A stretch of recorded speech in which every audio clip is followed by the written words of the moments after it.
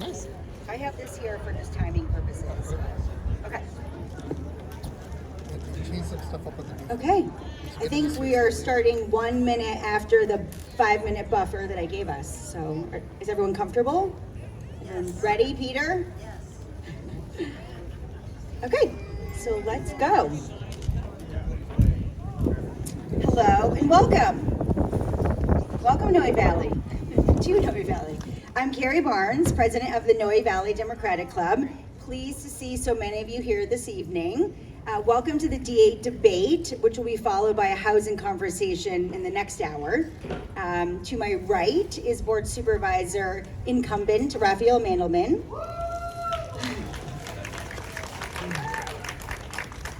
That was my campaign staff. Yeah.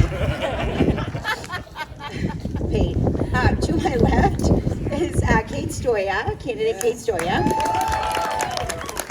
local Noe Valley resident. And is this the first time that you are speaking in person to each other in the flesh? It is, and we have cleverly coordinated our outfits for the occasion. You're welcome. Is that on? Just make sure. Hello, can you hear good. me? Sorry, Okay, maybe good. I wasn't holding it close enough. Well, there also, we I'm go. going to switch my glasses. No, I'll good. Are we good? I think. Okay. I can't really see that well without glasses. I was good. So, hello, there we go. Thank you. Oh, I'm sorry. Okay, I'm going to hold it closer. Is that better? Yeah. Thank you. It's very awkward as a normal person to be holding a microphone. Sorry. I'm abnormal then, because I like it. You do. Okay, so let's just do a quick sound check. I think it's good. I'm just grabbing glasses.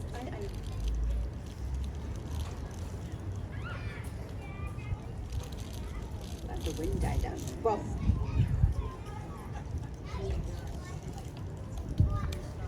that's good. Okay. All right, so I just want to go over run of show so the candidates have an opportunity to understand how we're running this.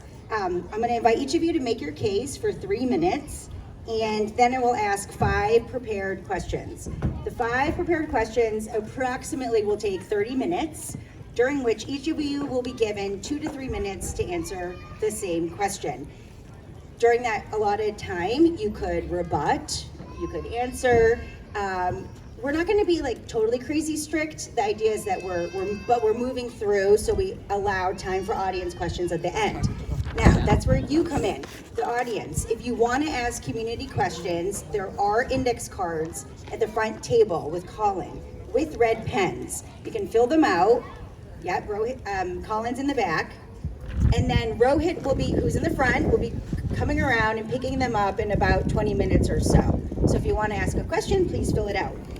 Then we will do the lightning round with the community questions, just like 1 minute answer per candidate, hopefully. And then you will each be invited to make a closing statement of about 2 minutes. So we'll just work through this together. And Hillary's in front with the time cards, 30 seconds, and then time.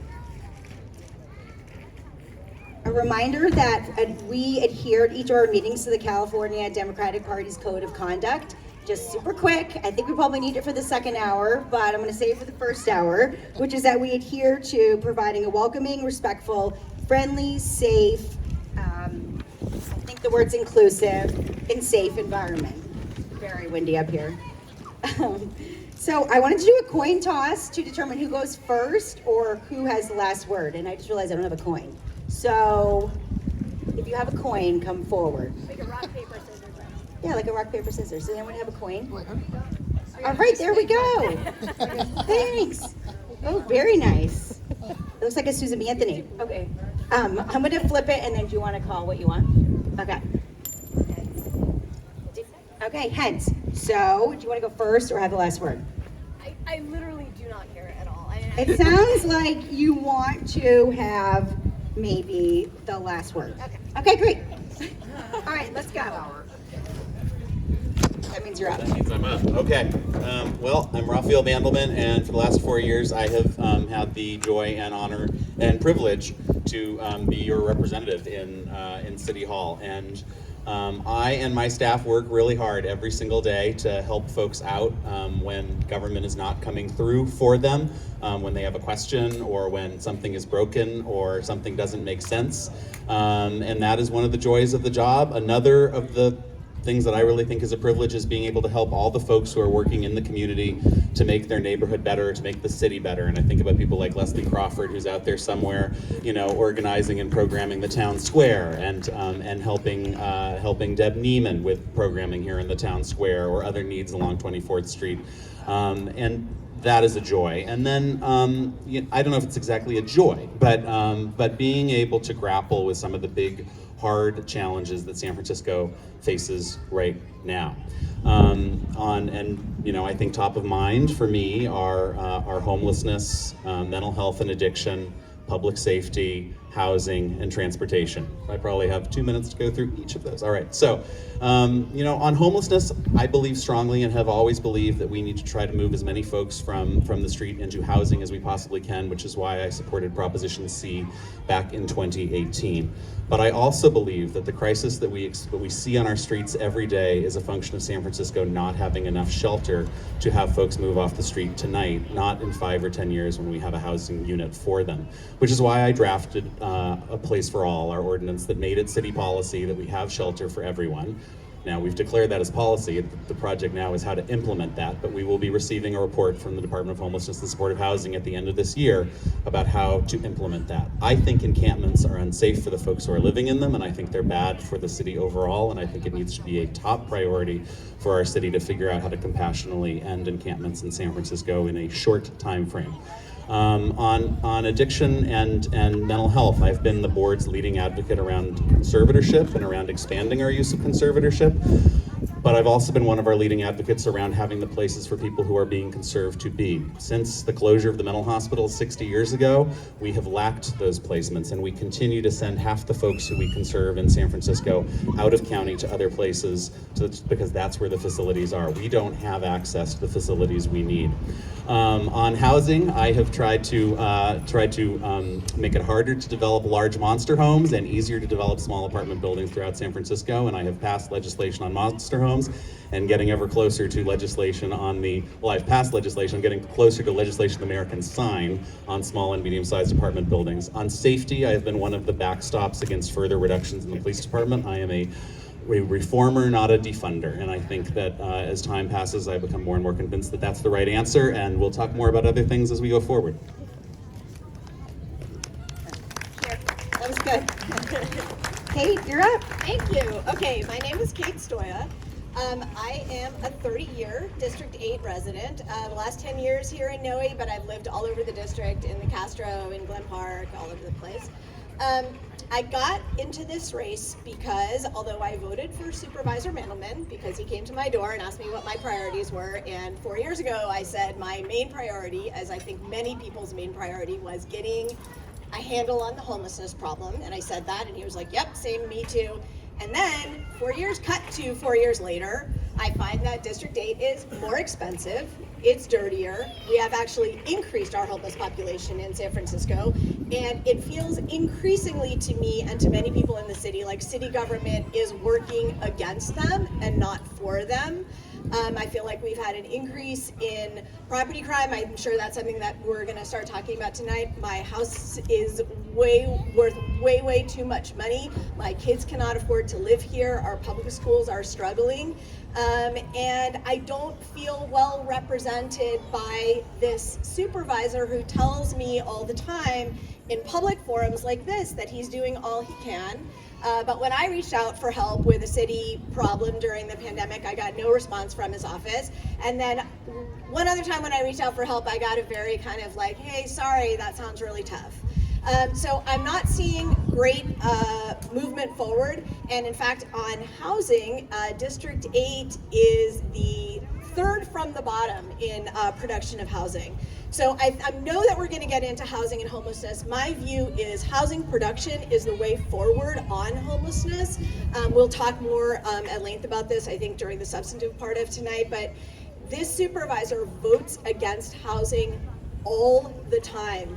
And we cannot move forward as a workable city with space for all of us and as a haven for gay and lesbian people, as a haven for trans kids who are going to want to come here to seek gender affirming care, and as a haven for women now who are going to want to come here to seek reproductive care if nobody can afford to live here. If the houses here cost $5 million, we cannot be the beacon of hope that we always have been and that we need to be moving forward. So I'm asking for a vote for change for this November. I think there's a lot of pro-housing sentiment among the candidates that are advocating for change on the Board of Supervisors.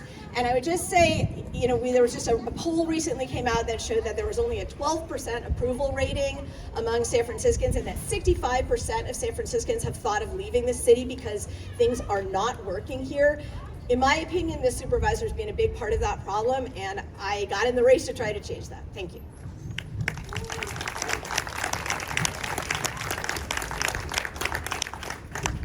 Okay, I'm going to ask the first question, which is unlike the first one I had originally selected. We covered 12%.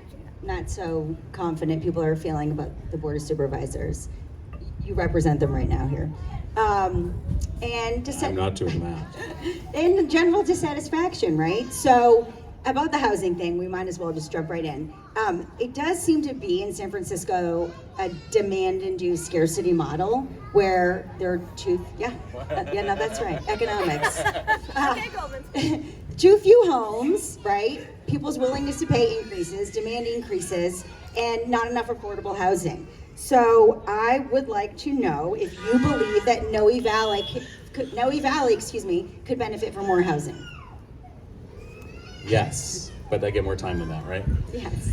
Yeah, so as I said, I fundamentally believe that, let's go back a step. I think that most San Franciscans believe that we do have a shortage of housing of all types in San Francisco, that we need more housing of all types in San Francisco and throughout California. I don't think that means that most San Franciscans want to have no say over what gets developed in their neighborhood or in their city. And I think that San Franciscans are worried about gentrification and displacement, and worry that when new market rate housing lands in some neighborhoods that there may be displacement. And I think they worry about the impact of development on existing historic resources and the character of neighborhoods. I think that if we do this right, we can add a lot of density, we can add a lot of market rate housing, and we can protect the things that we care about in San Francisco. I think that fourplexes and sixplexes, which is why I've spent so much time on this, are one way to allow additional density throughout San Francisco. It has been a long process. Today at the Land Use Committee, we got another version of fourplex out, which I believe the mayor will sign, and which I believe the Board of Supervisors will pass, and we can finally, move on to the next piece of making it easier to build small and medium-sized apartment buildings throughout San Francisco. But the other thing is that if we want to have housing for teachers and folks who work in the stores on 24th Street, although I believe in more market rate housing, the market is not going to produce housing for those people anytime soon. And so subsidizing housing for those folks and making sure that we are getting more of that is critically important. And I think that relying on the market to produce that in the short term is folly. So I think you have to invest heavily in affordable housing. I think you want to make sure that the market rate housing you're getting is serving your needs. I don't think that 6,000 square foot single family homes are meeting an important public need in San Francisco. But I think getting more small and medium sized apartment buildings will, and I think increasing density along transit corridors, and I think increasing density in neighborhoods like Noe Valley can get us there. Okay, I am glad that this is the first question, because my husband is a contractor, he's here tonight. We have done very small scale development for the past 20-something years. So I have been intimately involved with the planning department, with the building department in this city. And I can tell you that as a market rate developer, I have just recently sold an apartment to a first-time home owner who's a teacher here in the Mission. Market rate housing, if the city would loosen up the insane restrictions on permitting and on this local control. And I'm glad that Supervisor Mandelman mentioned this, because I want to talk about what local control gives us in this city. I think there's an illusion that local control means that we take a snapshot of the beautiful San Francisco streets that we have and they always stay like this. No, local control is why we have an enormous homelessness crisis in this city. It's why our houses cost so much money. It's why we cannot house teachers. Developers want to build in this city. And as a developer in this city, I actually restored the Victorian facade of the house that we worked on in the Mission. Developers don't want to ruin your city. There's this idea that every single developer or all developers painted with a broad brush are greedy, and we don't say that about other business people or small business people. Like, I buy a latte, across the street, it costs $1 million because we're in Noe Valley. I don't sit and rail against the greedy small coffee business, right? People are trying to make a living. Small developers, medium-sized developers are trying to make a living, and this supervisor knows that his fourplex legislation was deemed financially infeasible by the policy study that the Board of Supervisors commissioned. Developers cannot afford to build with the delays and the insane Byzantine permitting processes that we've set up in this city, including local control. What local control means is that your neighbor can make it so time-consuming and so expensive for you to build that it will never get built. It's why he voted no on 469 Stevenson, which was a mixed-use development, as we all know, that was slated to go onto an empty parking lot that still sits there empty. 400 units were going to be market rate, 100 units were going to be below market rate. That is an empty parking lot right now. Because of local control, that is a developer, a nonprofit developer with an interest in pushing their agenda that brought this to the supervisors, and through local control was able to fight it. The residents of that neighborhood, 6th Street downtown, are not worried about gentrification. They wrote an opinion piece in the Chronicle saying, like, we wanted this. This was purely a political proxy fight over the assembly race, which we can get into more. But it's this kind of politicking and this kind of like, oh no, we need to retain local control. That is why your house is so expensive. That is why your kids cannot afford to live here and my kids can't afford to live here. Thank you. I feel like we should ask a follow-up before we move on from housing. So, I feel like we should talk about housing for the entire time of the year. I mean, this is the main issue of this city. It is too expensive here. right. So, about Stevenson. And I didn't ask the question yet. No, about Stevenson, which, I mean, if we're saying like, okay, we need more affordable housing units in the city, and there's a scarcity model, we need to build more, but we choose not to.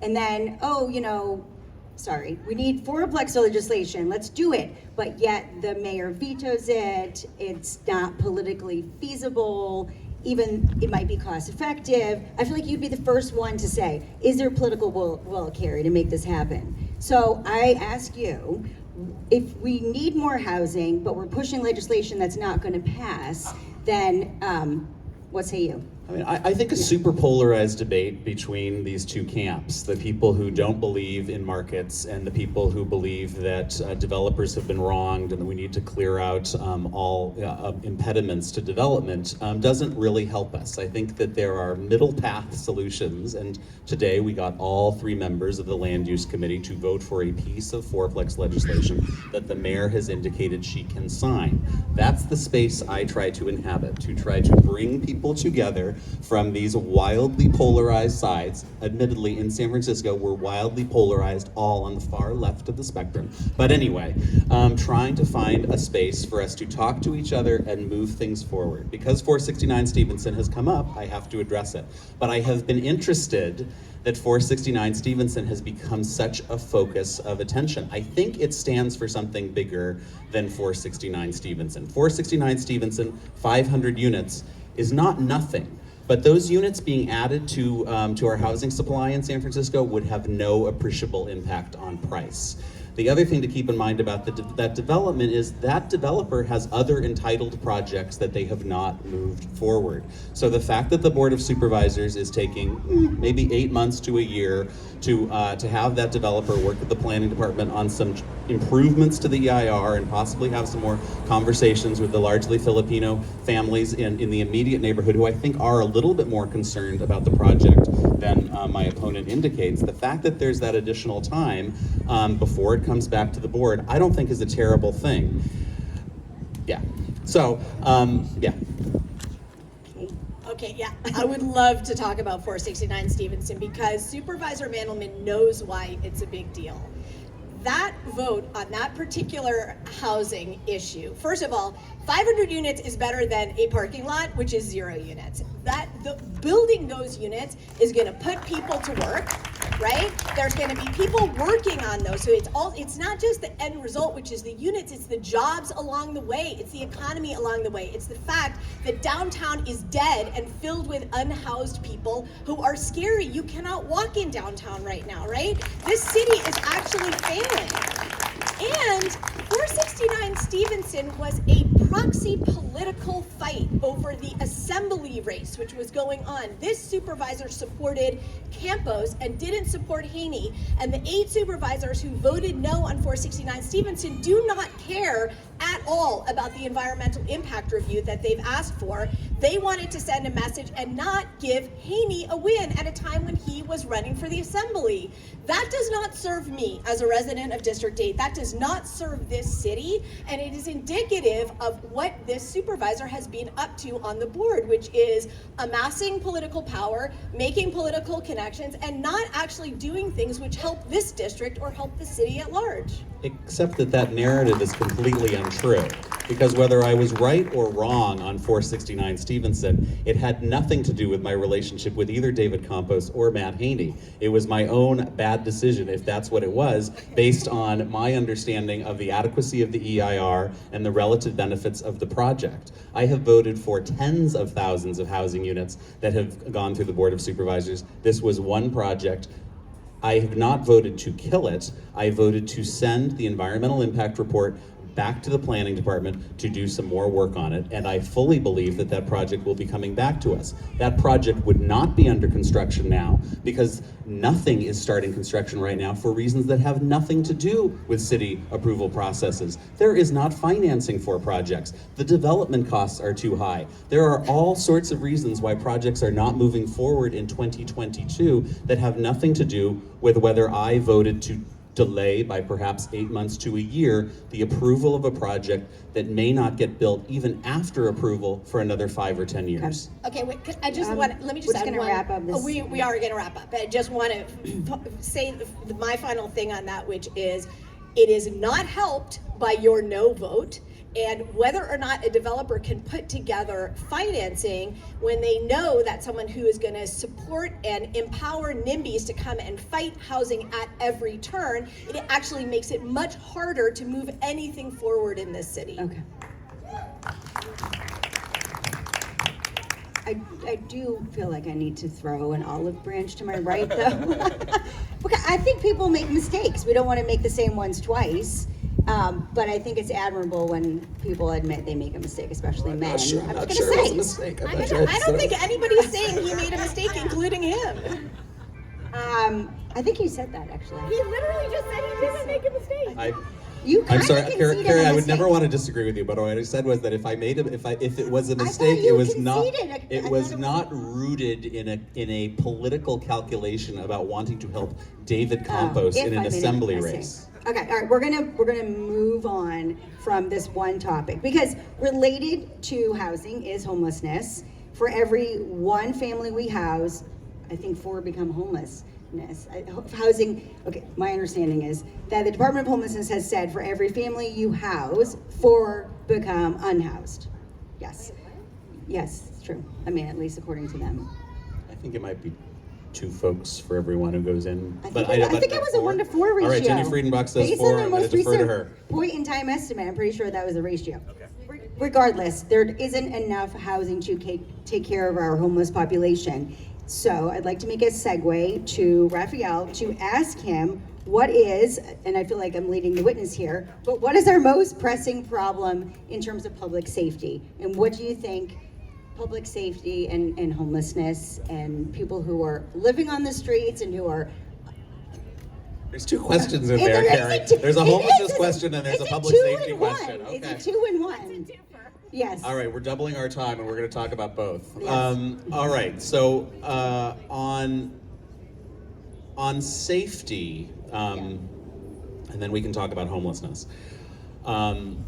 Anytime I talk about safety with the San Francisco audience, I feel it is incumbent on me to remind people that your likelihood of getting killed or stabbed in San Francisco was far greater when I was growing up 30 years ago in this city, or 35 years ago. I'm old, but than it is today. Now, before Ozzy gets too excited, your likelihood of being punched randomly by someone with severe mental illness or too much meth in their system is a lot higher than it was when I was a kid. And the feeling of general unsafety in public spaces, because those public spaces are being occupied by people with severe mental illness and substance use disorder, I think is a lot greater. And the likelihood of having your home broken into, certainly during the pandemic in a neighborhood like Noe Valley, is greater than I think it has ever been. So I think, and well, my car window was broken 20 years ago. It was also broken 3 years ago. So I'm not sure the car window, I'm not, but I think it is important to try and be a little fine-grained in our conversation about what's going on with crime and safety in the city and figure out what's making us feel unsafe and what's not. Now, I believe that on safety, we can pursue reform, we can pursue decarceration, but there are some things we need to prosecute, and we do need to have enough police officers out to be able to have folks walking a beat, to be able to respond promptly to calls for service. There's good evidence that I believe that we have about 500 too few officers right now.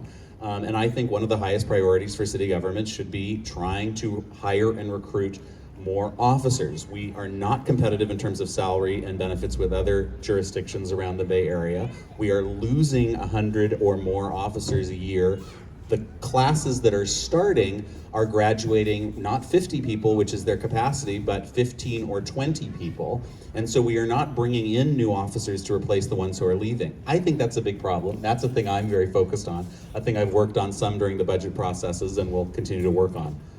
Homelessness on the street contributes to unsheltered homelessness on the streets, contributes to our feeling of unsafety, and sometimes does, I think, contribute to the risk of having an encounter, a bad encounter with someone that could leave you hurt. Because we have too many folks out there, we are leaving too many people who would have been in mental institutions 50 years ago and might have been in jail 15 years ago, and today they are on the sidewalk. And that is why I have been a strong advocate for conservatorship, but it's also why I've had hearings on what is happening in psychiatric emergency services. All of our emergency rooms in the city are being overwhelmed by the severity, the acuity of the people who are being brought in, who are then only spending a few hours in the emergency room or in psych emergency and are being spit back out on this crazy revolving door. People are being 5150'd, involuntarily detained, and then spit back out, I think, at a rate that we haven't seen. I don't think we want to throw everybody in jail, but we need to have places for people that we do not currently have. And I think that looks like a significant expansion in locked facilities, honestly, that we get at the county level. And also, this really has to be a statewide project as well. I've been pushing for more conservatorship since the day I joined the Board of Supervisors, in various ways. Traditional Lanham and Petrus Short conservatorships, the Scott Wiener legislation to explore a new kind of conservatorship. The reality is that we do 11% of the conservatorships that happen in the state of California. San Francisco does, 11%. We're 2% of the population. I want us to do more. I think we can do more, but we really need the state's help on this problem. Thank you. I just want to do a quick time check. Are you doing 3 per person? Well, because it was the 2 questions, so that was that was 5 minutes, so we can do 5. Yeah, so I kind of thank you for bringing those 2 worlds together. The idea is talking about public safety, and it's not. Do you want me to rephrase the question? No, that's Okay, okay. okay. No, because I agree with a lot of what Supervisor Mandelman has said. I think like Supervisor Mandelman, my mother also needed to be placed under a conservatorship because of mental health issues. And I think people think that conservatorship will help more than it actually will. I agree with locked psychiatric facilities, but I also think that the most important thing we can do for the crisis that we have on our streets, as I've said before, is create more housing. Houston, Texas, I'm sure a lot of people read the article in the New York Times, was able to move 25,000 people off of the streets into housing because they had enough housing to do it. Now, there are federal court rulings that say that we cannot dismantle tent encampments and we can't take people's belongings away and tell them to move if we don't have someplace else to send them, right? And so this is why housing is important. Unlike Supervisor Mandelman, I don't think that the answer is creating a ton more temporary shelter. I think the answer is creating a lot more permanent housing, and that's something that this supervisor has voted against a lot. I know that he says he's voted for tens of thousands of units. In fact, District 8, during the time that he's been supervisor, has created only 495 units, and that is equivalent to the project that he voted no on at 469 Stevenson. So like, that's a wash. Not to mention, excuse me, I'm literally in the middle of talking. So the other point about the Houston example is that we need to get people into housing. Houston was able to cut their homelessness population, including their endemic homelessness population, by 63%. And that's a lasting result. And actually, someone was talking to me, challenging me about this the other day. So I went back and looked, because that article is about a year old. I went back and looked at like what's happening in Houston now. Houston has maintained that reduction in their homelessness population, unlike Dallas, Texas. So you would think those two would be like sort of semi-equivalent. Dallas has an enormous housing shortage and has very high housing costs compared to Houston. Houston's able to cut its homelessness. Dallas hasn't been able to in the same way, and we are living with the results of our lack of building in this city. Talking about the public safety and the public safety that people who are on meth or have mental health challenges or who are just living out of their tents. We had an incident in the Mission near where I go to dance class where a guy was wielding a machete and ended up getting shot by police officers. Now, I can understand that if you live in a tent, you may think that you need a machete to protect yourself. I need that person to not live in a tent on the street. I really need them to move into housing. Absent housing, we cannot move them based on federal civil rights. I have a follow-up to what you're saying. Thank you. Yeah, no. I have a follow-up to what you're,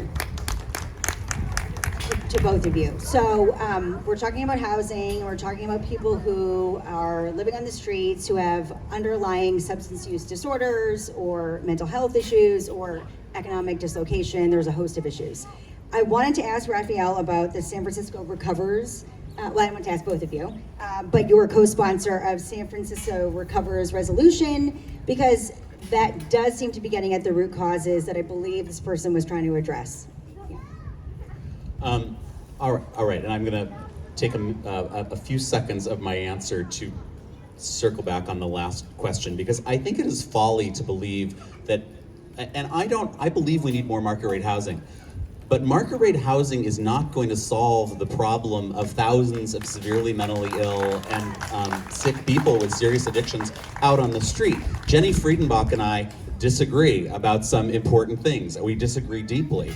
But we worked together on her measure in 2018 to free up $300 million to largely spend on permanent supportive housing. We are not going to create new permanent housing for unhoused people that is not heavily subsidized. And the trouble is, I don't think that San Francisco anytime soon is going to be able to create enough subsidized housing for very, very poor people who are homeless now, not to mention all the poor people who are at risk of homelessness, to be able to address our homelessness crisis exclusively through new housing. In fact, my opponent largely agrees, apparently, with the coalition on this point, that the path out of this is more permanent supportive housing. That is the path that we have pursued for the last 20 years. We have done amazing things. We have created more than 10,000 units of permanent supportive housing. We have moved tens of thousands of folks off of the street and into permanent homes. But we need to address the crisis of unsheltered homelessness today and tonight, and we need to address the crisis of people with severe mental illness who need appropriate places to be. And although I think we need more market rate housing, at this point in San Francisco, that is not the solution to our homelessness crisis or our addiction crisis. San Francisco Recovers I support.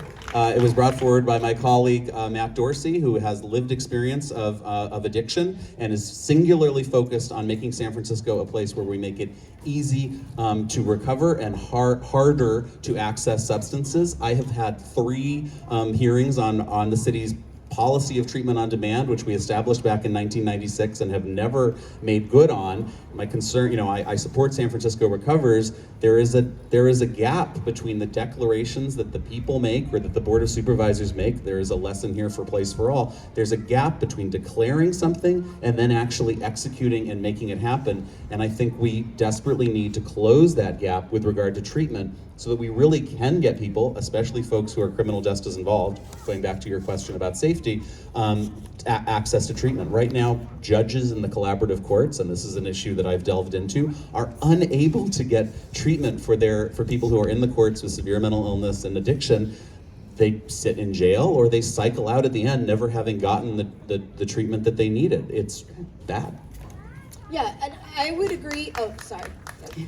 Clap if you want. Yeah. So yes, I like the San Francisco Recovers. I like the care courts idea. I would just like to circle back to the fact that we've had this terrible permitting process in San Francisco has meant that the state has opened an investigation into our permitting and building departments, and we have a housing element that we're responsible for building here in San Francisco, which is 80-something thousand units over the next 10 years. We are unlikely to meet that goal at the rate that we are going right now. And what that is the important part about that is that puts at risk state funding for things like permanent supportive housing. So I'm not saying that market rate housing is the answer to a severely mentally ill person. I'm saying that we need to make sure that we have reasonable processes in place so that market rate housing can be built, so that prices can come down, so that we can retain state and federal funding for things like housing the severely mentally ill. We are always going to, in any society, have a percentage of people who are going to need extra help. But the fact is that because San Francisco blocks so much market rate housing, we have this focus on the intensely high echelon of society and the intensely low, the abject, in people in abject poverty and with mental illness. Those people right now are consuming an outsized portion of our time and attention because they are all out on the streets. Many of those people are pushed out onto the streets because they missed a rent payment or they fell behind on their mortgage because during COVID people lost their jobs. If people, the population ages, people age out of jobs, and the housing prices here and the rental prices are so expensive because San Francisco has created this massive bottleneck in housing that those people fall off the edge and may end up living in a tent, excuse me. So my point is, of course, no, a market rate housing development is not going to solve the problem of a severely mentally ill person, but we need to open up the pipeline and stop voting no on housing, stop empowering NIMBYs from blocking housing, because right now we cannot house teachers, we cannot house firefighters, we cannot house nurses. We can only house tech CEOs and people in tents on the street. Thank you. Segue to small business. I think we have time for 2 questions before the audience questions. And Rohit's collecting advice. Okay, thank you. Did you already look at these and vet them or no? You want me to do it? Brutal. So there are empty storefronts on 24th Street. There has been what feels like a commercial drain going on we're not even quite yet out of the pandemic. So this is another twofer kind of, but I do want to talk about small business, but with a particular lens on some of the recent experience that the Castro has been dealing with. The Castro Merchants Association threatened to withhold their taxes because they were so frustrated with the constant vandalism, graffiti, and burglaries. So I did want to hear you respond to that. They were advised to dip into, I think, the fund that was set up during the pandemic to recoup their losses. There were so many storefronts that were like $2K a pop every time that the glass broke, and then it was just a lot of expenses on small business. So my question, the layup to you is, instead of picking up the pieces in the shattered glass, how are we supporting small businesses in this city and Noe Valley in particular? Yeah. That's for me. There you go. Okay, thank you, President Barnes. So prior to the pandemic, we had looked at the very high vacancy rate in the Castro, because of all the neighborhoods that I represent, the Castro is suffering from the highest vacancy rates, and was. And we found, I mean, this is some of what Kate has been talking about, that one of the barriers that was harming the small business community in the Castro was the very long time it took to get the permits to open your new small business in the vacant storefronts in the Castro and Upper Market. So we did a rezoning to try and take out some of the things that were sort of listed as conditional uses and to make them permitted uses, which eliminates some, but not all, of the hurdles to get opened.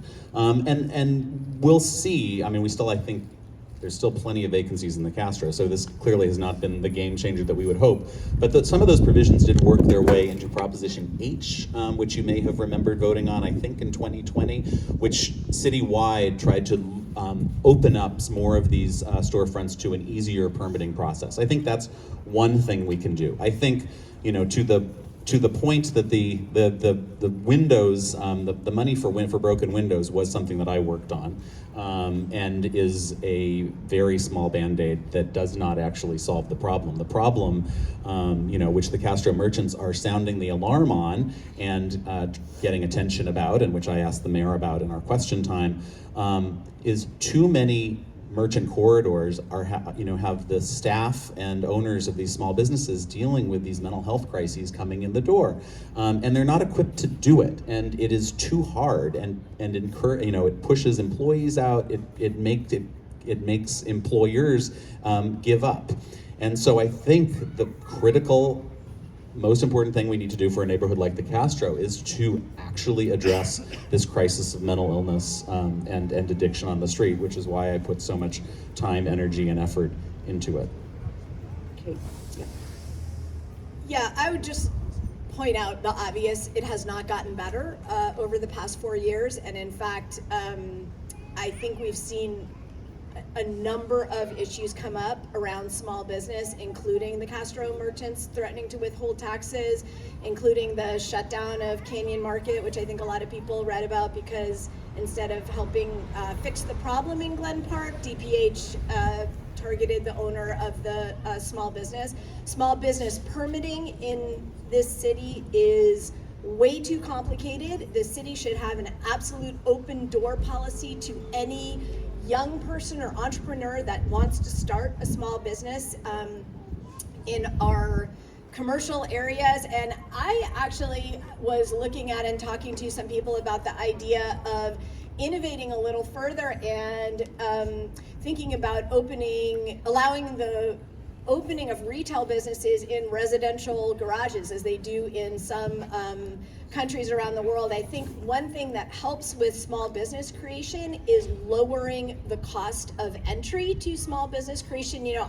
Some people here, including J.K. Deneen, who's here, we play pickleball over at McLaren Park, and McLaren Park is among the most wonderful melting pots, especially the pickleball courts.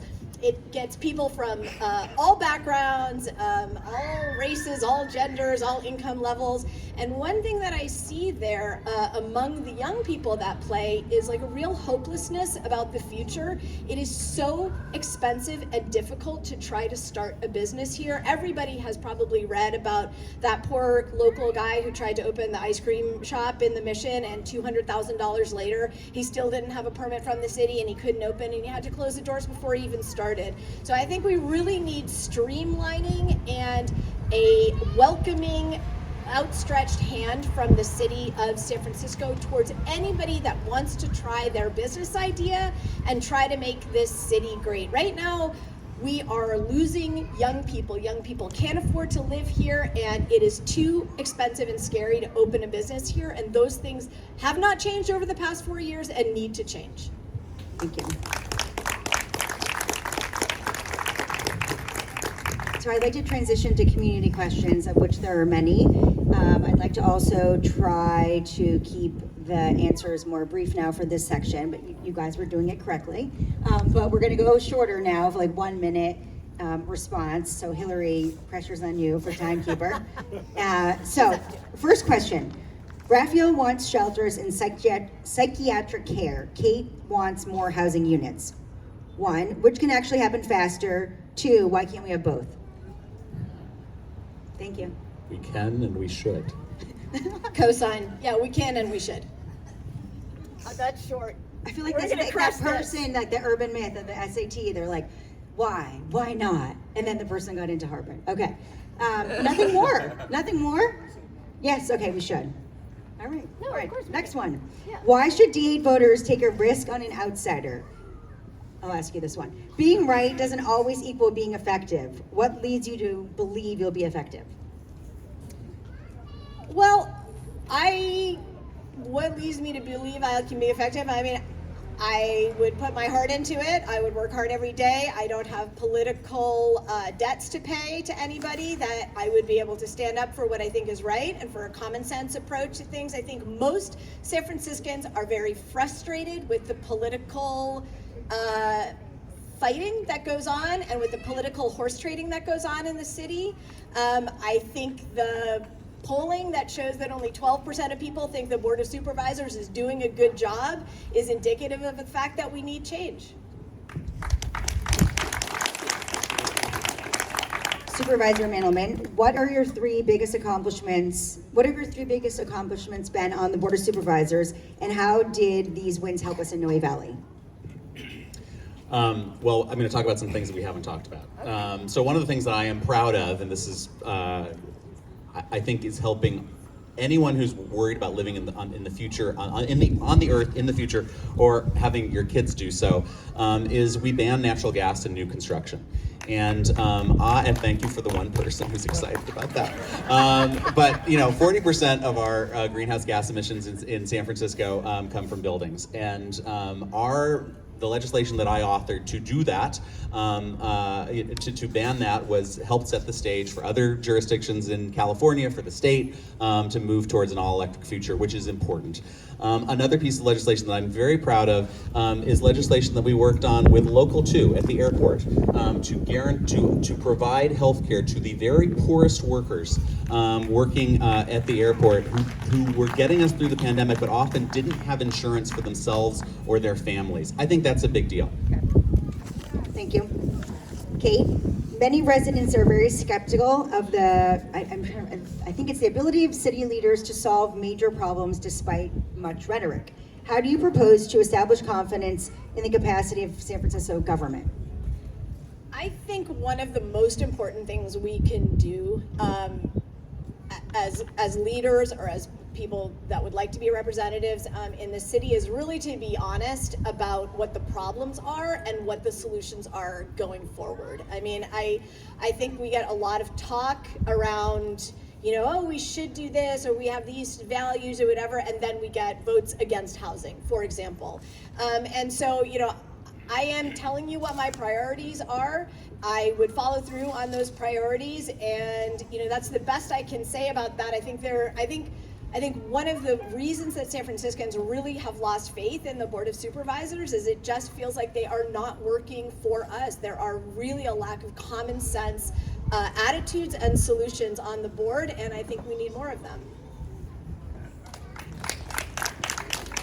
It's the same question. Do you want me to repeat it? I can repeat it. Okay. Many residents are very skeptical of the ability of city leaders to solve major problems despite much rhetoric. How do you propose to establish confidence in the capacity of San Francisco government? Well, we need to show that San Francisco government can deliver. And I think that one of the things that we need to do is get better at listening to each other. I don't agree with my colleagues on many things. We argue about shelter for all. We argue about conservatorship. We argue about these different issues, but they represent constituents who agree with them. And so having folks in City Hall who are willing to engage with people who disagree with them and then try to come up with a consensus to move our city forward is really important. And I do think that I have demonstrated the ability to take a position alone when necessary, to oppose my colleagues and call out when I think the Board of Supervisors is engaged in nonsense, but also to try to maintain the relationships with my colleagues and with the mayor that allow us to actually enact legislation and maybe get it in, signed by the mayor and become law, like fourplex. And I think that's important. Thank you. I just wanted to do a quick time check because we want to make sure that we have time for each of your closing statements at 2 minutes a pop. So I think we should transition to that now. Yeah, it's 5:56. Okay, thank you for everyone who submitted a community question that we didn't get to. We can perhaps do a follow-up email with maybe some answers from both of you. I think that would be fabulous. Okay, so who is closing out? Was that you? Doesn't matter. Okay, I'm going to go with Rafael then. Okay. All right, now I'm going to stand up again because I think that seems appropriate for a closing. My job is hard, but I also feel really grateful to be able to do it, and I'm really grateful that the voters of District 8 have given me the chance to work on all of this incredibly interesting and important stuff every single day. I am grateful to San Francisco because this is a city that came through for me when I was a kid, when I didn't necessarily have a place to live with my own home. Other families took me in, and I had folks at my middle school and high school, including a teacher and her husband who I lived with for 3 years in high school.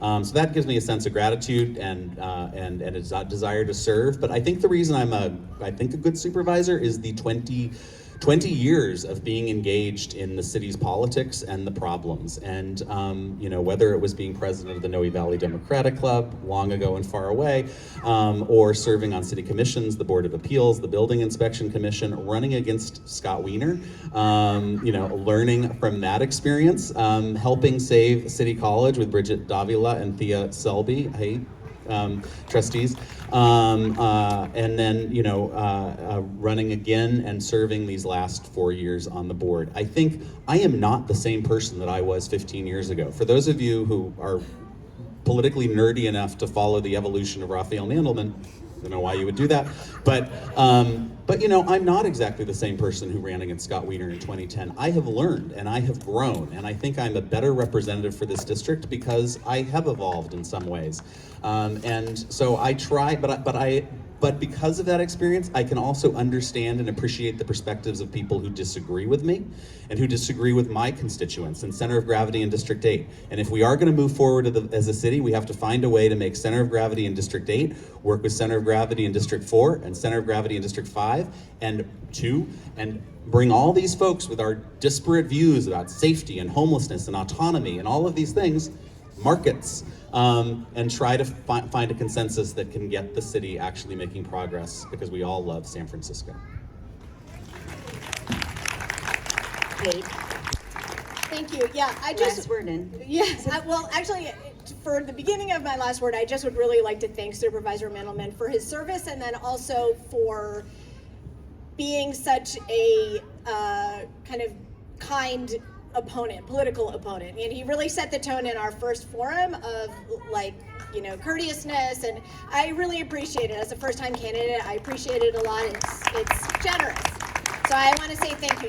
He and I do not agree on the way forward, and I hope that tonight has been a beginning of an understanding of the ways in which we are different. I don't think, for me as a resident of District 8, he has not served me well as my supervisor. I don't agree in his ideas about the way forward, but I'd certainly appreciate that he's a courteous person, and I appreciate that his heart is in public service. So I have tried to explain to you the ways in which I would do things differently and the priorities that I think will move District 8 and the city forward. And thank you very much for your time. I look forward to meeting you in person. Thanks, Carrie. Thank you both. I enjoyed it. I hope you kind of enjoyed it. Yeah, and thanks to Carrie, because it's a lot to be up there. No, that's fine. I have many more questions. questions. Well, we're keeping it short. I know you have somewhere to go, so thank you both. Enjoy your event. And I will now be introducing our second conversation panel. Bye, enjoy. Okay. Noe Valley resident and fellow half-cousin from Boston, J.K. Deneen, and Rudy Gonzalez representing Prop E, and Todd David representing Prop D. Is that it? Yes, you can come on down. It's like Wheel of Fortune. Or Price is Right, one of those. There you go. Hey, man, Todd, how are you? Nice to see you. Okay, Thank you for coming. Monday to school. Did I get it right? Totally. Yeah. Yay! You're dropping all your stuff. Are you mic'd up too? I am. Very fancy, right? Yeah. Mic'd up and. Yeah, double.